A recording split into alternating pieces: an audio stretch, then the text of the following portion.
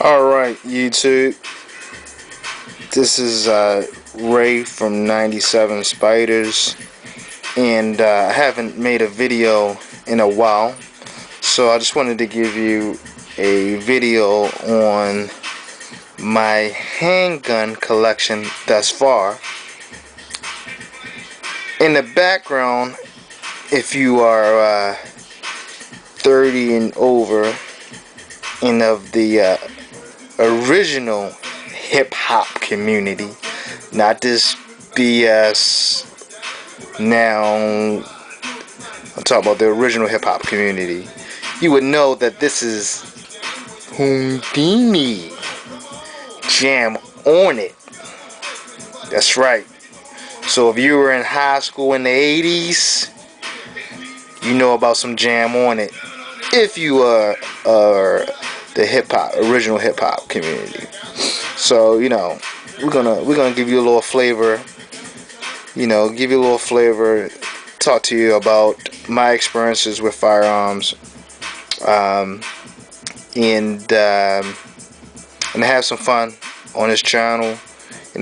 This channel previously, has been a potpourri of different things. So I'm just gonna focus on my daily experience as it relates to collecting firearms, learning about firearms, because there's a difference. I served 7 years in the United States Army as an infantry officer, and I'm gonna tell you that there's a difference between the firearm community in the military and the civilian firearm community.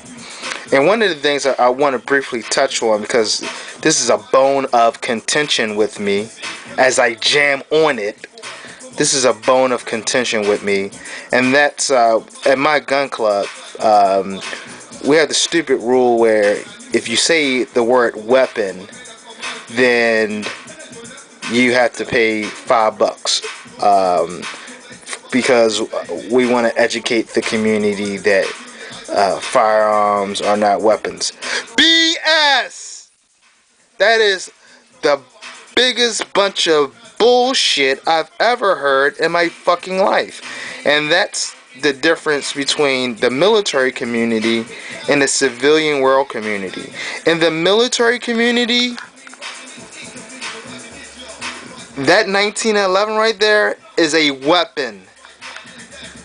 In the military community, that Smith & Wesson MP 45 ACP is a weapon. In the military community, that Beretta Storm 9mm is a weapon.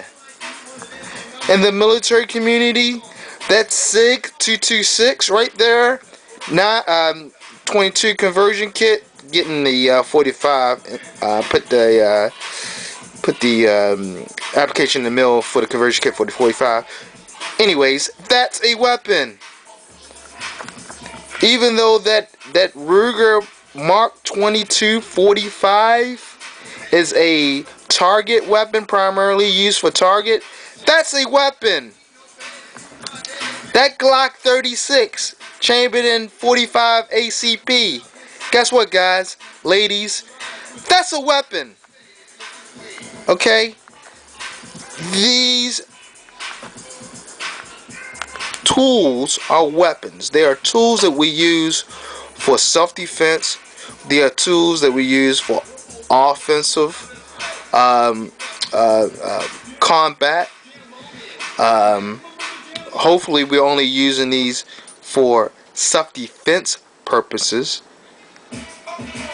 But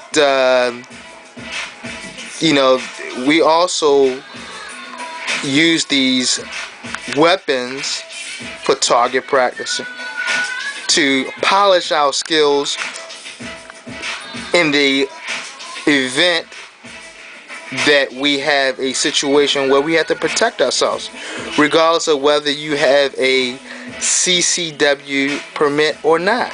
These are weapons, ladies and gentlemen, and they need to be treated as such. They need to be treated as such. That's why everyone on YouTube hopefully clears their weapons for ammunition in the chamber, so we don't kill someone or kill ourselves or hurt someone or hurt ourselves unintentionally, because these weapons were designed for the purposes of offensive and or defensive combat.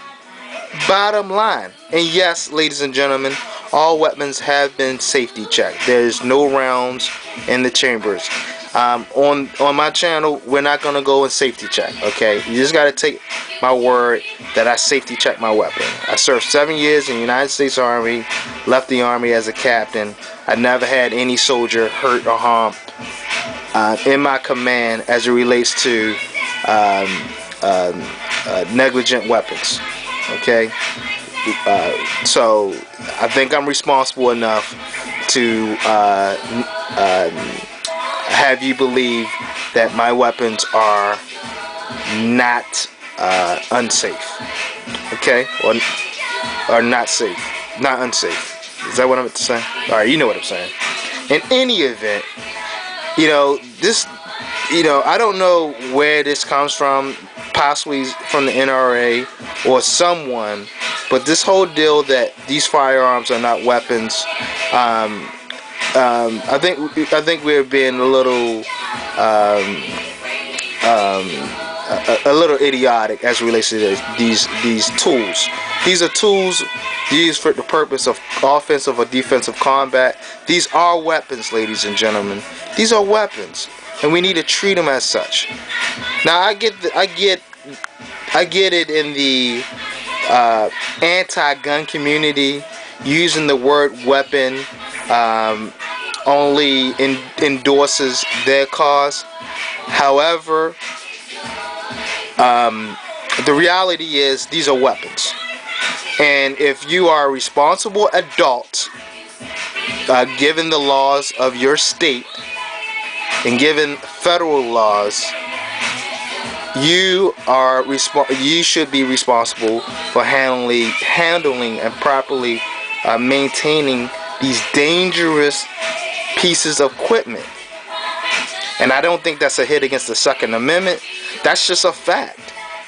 We have many dangerous items that are unregulated that are in our homes. Knives are weapons, but you don't hear folks saying, regulating knife use to the extreme that they want to regulate firearm use. But so I don't want to just sit on my soapbox about that. I just want to, make the point that in the military community, these are weapons. They are firearms. They have many names, but at the end of the day, these are weapons. At the end of the day, their primary purpose is to provide you with offensive or defensive combat. And excuse the music in the background. I don't want to stop. I don't want to stop the video here, so because I'm not that good at editing, so we're just gonna let the music ride. My apologies if you don't like it.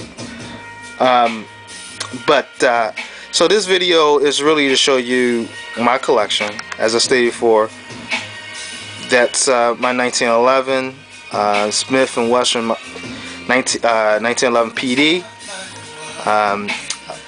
Good weapon. Really got me interested in 1911s. I just love the way the 1911 feels in my hand, and I have small hands, and I think it just fits my hand like a glove. And then we have the M&P 45 Smith. Jesus, this is just one badass Joe. And I think I'm gonna do a range report on just how sweet the Smith is. And then we have the Beretta Storm. I must be a lucky joker because I haven't had any problems with any of my weapons or firearms. The Smith has been a very enjoyable firearm to shoot. Then this is my relatively new purchase, my Sig 226, which has its chamber in 22 long rifle. I primarily purchased this weapon for target practice, to train in self-defense scenarios, and I'm actually loving this weapon. I just sent off for the conversion kit in 45 because I could tell you right now I want to use this as a curry weapon, and so I'm really enjoying the Sig. And then we have, as I stated before, the Mark 22 45. I have not fired this weapon yet, so I can't speak to it. I know everyone loves this weapon. I primarily bought this for my fiance, so when we go to the range, she can have something to have fun with. But as I looked at reviews, this may be my primary training weapon. I may have to buy her something else. So I can't wait to really take that in range. Haven't been to the range lately because of work, and my outdoor range is just so far away, and my indoor range is not that far away, but they're a bunch of idiots, and that's probably a conversation for another video. And then I have my Glock 36. I mean, just one small piece of equipment that packs a powerful punch. I mean, you really, if you buy a Glock 36, you need to train on it. In my opinion only, it's not a weapon you should buy.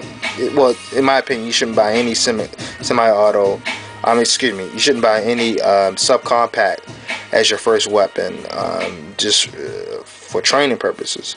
But even still, you really need to train on this weapon.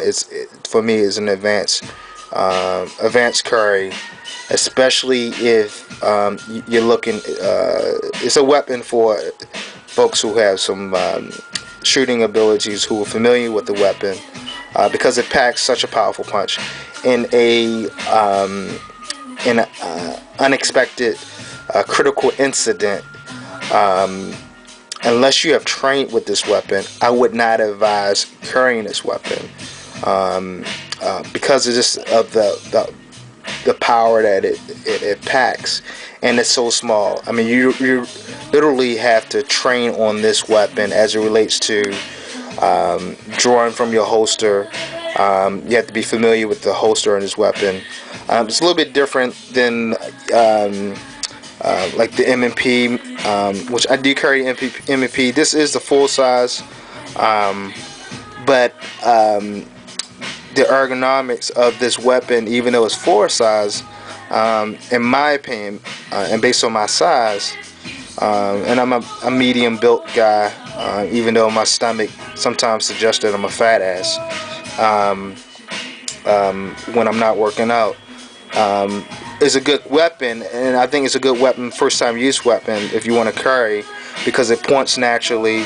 The recoil, even though it's a 45, is manageable, versus this small powerful little brother right here, this Glock 36. You really have to train, get used to the recoil, also get used to the amount of ammunition that it holds.